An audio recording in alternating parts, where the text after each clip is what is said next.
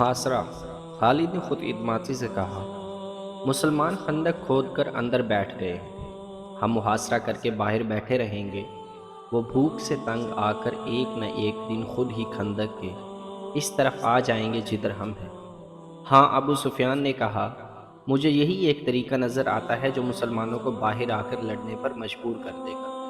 ابو سفیان اپنے ان تینوں نائب سالاروں کے ساتھ خندق کے ساتھ ساتھ تمام تر خندق کو دیکھنے کے لیے جبل بنی عبید کی طرف چل پڑا۔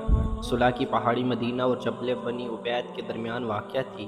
مسلمان اس کے سامنے مورچہ بند تھے۔ ابو سفیان نے مسلمانوں کی تعداد دیکھی تو اس کے ہونٹوں پر طنزیہ مسکراہٹ آ گئی۔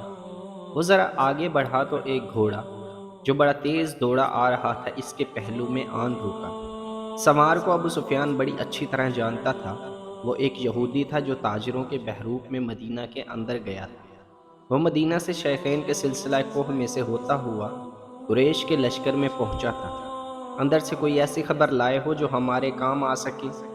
ابو سفیان نے پوچھا اور کہا، ہمارے ساتھ ساتھ چلو اور اتنا اونچا بولتے چلو کہ میرے یہ تینوں نائب بھی سن سکے۔ مسلمانوں نے شہر کے دفاع اور آبادی کے تحفظ کے لیے جو انتظامات کر رکھے ہیں وہ اس طرح ہیں۔ یہودی نے کہا، یہ تو تم کو معلوم ہوگا کہ مدینہ چھوٹے چھوٹے قلعوں اور ایک دوسرے کے ساتھ ملی ہوئی بستیوں کا شہر ہے۔ مسلمانوں نے شہر کی عورتوں، بچوں اور ضعیفوں کو پیچھے کی طرف والے قلعوں میں بھیج دیا ہے۔ خندق پر نظر رکھنے کے لیے مسلمانوں نے گشتی پہرے جو انتظام کیے ہیں، اس میں 200-250 افراد شامل ہیں۔ یہ افراد تلواروں کے علاوہ پھینکنے والی برچھیوں اور تیر کمانوں سے مسلح ہیں۔ انہوں نے علاقے تقسیم کر رکھے ہیں جس میں وہ سارا دن اور پوری رات گشت کرتے ہیں۔ جہاں کہیں سے بھی تم خندق عبور کرنے کی کوشش کرو گے وہاں مسلمانوں کی خاصی تعداد پہنچ جائے گی اور اس قدر زیادہ تیز اور برچھیاں برسائے گی کہ تم لوگ پیچھے کو بھاگ آنے کے سوا کچھ نہیں کر سکو گے۔ یہ بھی ہو سکتا ہے کہ راتوں کو مسلمانوں کے فوج خندق سے باہر آ کر تم پر شب خون مار کر واپس چلے جائیں۔ عبداللہ بن ابی کیا کر رہا ہے؟ ابو سفیان نے پوچھا۔ اے قریش کے سردار، یہودی جاسوس نے کہا، اتنی عمر گزار کر بھی تم انسانوں کو سمجھنے کے قابل نہیں ہو سکتے۔ عبداللہ بن ابی منافق ہے۔ مسلمان اسے جماعت منافقین کا سردار کہتے ہیں۔ ہم اسے یہودیت کو غدار سمجھتے ہیں۔ اس نے مسلمان ہو کر ہم سے غداری کی تھی۔ مسلمانوں میں جا کر اس نے تمہارے حق میں انہیں دھوکہ دیے۔ اگر احد کی جنگ میں تم جیت جاتے تو وہ تمہارے ساتھ ہوتے، مگر مسلمانوں کا پلہ بھاری دیکھ کر اس نے تم سے بھی اور یہودیوں سے بھی نظر پھیر لی۔ اور تمہیں اسی آدمی پر بھروسہ نہیں کرنا چاہیے جو کسی مذہب کا پیروکار اور وفادار نہ ہو۔ اور حیy بن اخطب کہاں ہے؟ ابو سفیان نے پوچھا۔ اسے محاصرے کا منظر یاد آنے لگا۔ لشکر کا جو حصہ اس کی زیر کمان تھا اسے اس نے بڑے اچھے طریقے سے محاصرے کی ترتیب میں کر دیا۔ یہ محاصرہ 22 روز تک رہا۔ پہلے 10 دنوں میں ہی شہر کے اندر مسلمان خوراک کی کمی محسوس کرنے لگے، لیکن اس سے قریش کو کوئی فائدہ نہیں پہنچ سکتا کیونکہ وہ اپنے ساتھ خوراک اور رسد بہت کم لائے تھے۔ ان کے وہم و گمان میں بھی نہیں تھا کہ انہیں مسلمان اپنے محاصرے میں لمبے عرصے کے لیے بٹھا لیں گے۔ خوراک کی جتنی کمی شہر والے محسوس کر رہے تھے اس سے کہیں زیادہ کمی قریش کے لشکر میں اپنا اثر دکھانے لگی۔ سپاہیوں میں نمایاں طور پر بے چینی نظر آنے لگی تھی۔ مورخ ابن ہشام نے لکھا ہے کہ اس کیفیت میں شہر میں خوراک کا کوئی ذخیرہ نہ تھا۔ لوگوں کو روزانہ نصف خوراک دی جا رہی تھی۔ منافقین اور یہودی تخریب کاری اور نفرت انگیزی میں آ چکے تھے کہ یہ آواز کہاں سے اٹھی، لیکن یہ آواز سارے شہر میں پھیل گئی، محمد ہمیں کیسی بری موت مروانے کا بندوبست کر رہا ہے۔ ایک طرف وہ کہتا ہے کہ بہت جلد کیسر و کسریٰ کے خزانے ہمارے قدموں میں پڑے ہوں گے، دوسری طرف ہم نے اس کی نبوت کا یہ اثر بھی نہ دیکھا کہ آسمان سے ہمارے لیے خوراک اترے۔ لوگوں نے اسلام تو قبول کر لیا تھا لیکن وہ گوشت پوست کے انسان تھے۔ وہ پیٹ کی آوازوں سے متاثر ہونے لگے۔ آخر ایک آواز نے انہیں پیٹ کے بھوت سے آزادی دلا دی۔ کیا تم خدا سے یہ کہو گے کہ ہم نے اپنے پیٹ کو خدا سے زیادہ مقدس جانا تھا؟ یہ ایک رد کی کڑک کی طرح کی آواز تھی جو مدینہ کے گلی کوچوں میں سنائی دینے لگی۔ آج خدا کو وہ لوگ عزیز ہوں گے جو اس کے رسول صلی اللہ علیہ وسلم کے ساتھ بھوکے اور پیاسے جانے دے دیں گے۔ خدا کی قسم اس سے بڑی بزدلی اور بے غیرتی مدینے والوں کے لیے اور کیا ہوگی کہ ہم اہل مکہ کے قدموں میں جا گرے اور کہیں کہ ہم تمہارے غلام ہیں، ہمیں کچھ کھانے کو دو۔ رسول اکرم صلی اللہ علیہ وسلم شہر کے دفاع میں اس قدر سرگرم تھے کہ آپ صلی اللہ علیہ وسلم کے لیے دن اور رات ایک ہو گئے تھے۔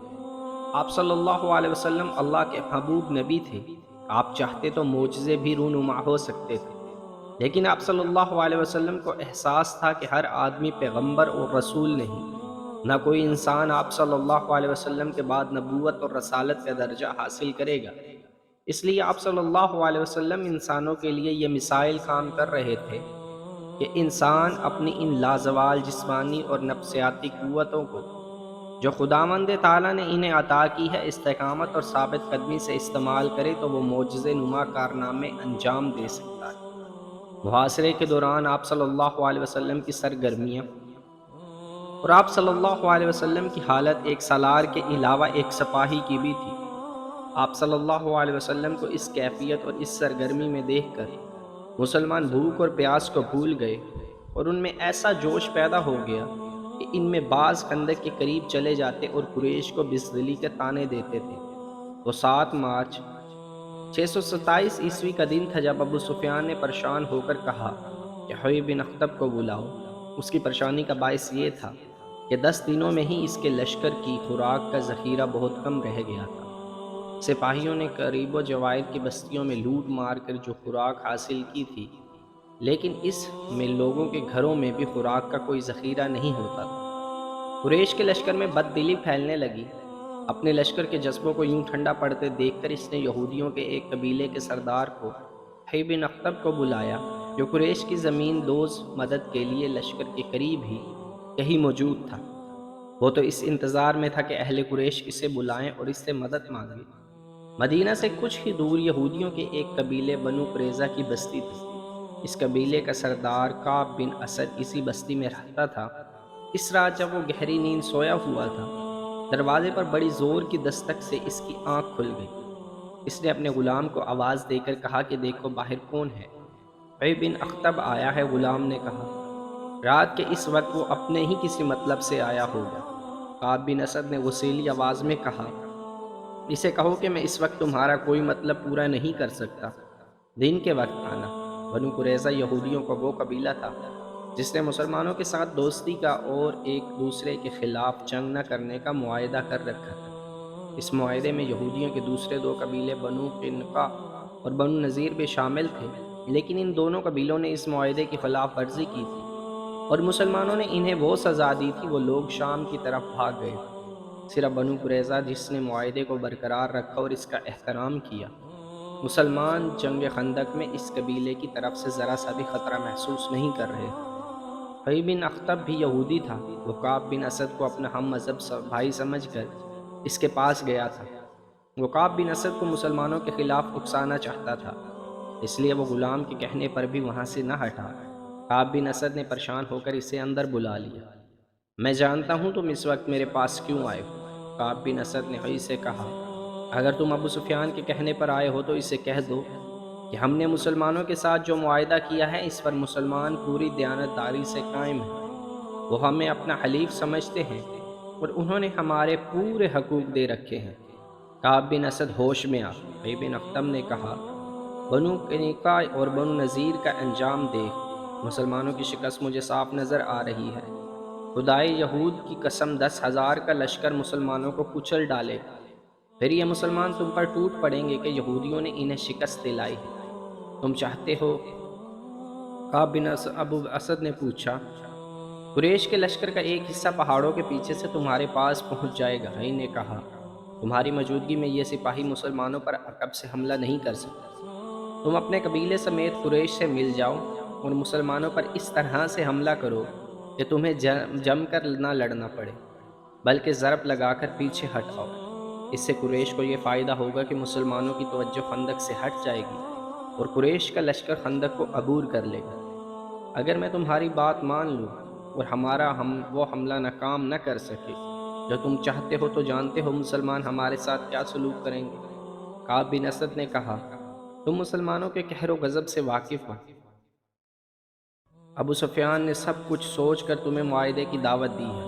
حی بن اخطب نے کہا، اگر مسلمانوں کا قہر و غضب تم پر گرنے لگا تو قریش کے ایک لشکر کا ایک حصہ تمہارے قبیلے کی حفاظت کے لیے شیخین اور لاوا کی پہاڑیوں میں موجود رہے گا۔ وہ شب خون مارنے والے تجربہ کار سپاہیوں کا لشکر ہوگا جو مسلمانوں کو تمہاری طرف آنکھ اٹھا کر بھی دیکھنے کی مہلت نہیں دے گا۔ تم مجھے اتنے بڑے خطرے میں ڈال رہے ہو جو میرے پورے قبیلے کو تباہ کر دے گا۔ کعب بن اسد نے کہا، تمہارا قبیلہ تباہ ہو یا نہ ہو، اہل قریش اتنی قیمت دیں گے جو تم نے کبھی سوچی بھی نہ ہوگی۔ حی نے کہا، یا اپنے تعاون کی قیمت خود بتا دو، جو کہو گے جس شکل میں مانگو گے تمہیں قیمت مل جائے گی اور تمہارے قبیلے کو پورا تحفظ ملے گا۔ مسلمان اگلے چند روز میں نصب و نابود ہو جائیں گے، تم اس کا ساتھ دو جو زندہ رہے گا اور جس کے ہاتھ میں طاقت ہوگی۔ کعب بن اسد آخر یہودی تھا، اس نے زر و جہورات کے لالچ میں آ کر حی بن اخطب کی بات مان لی۔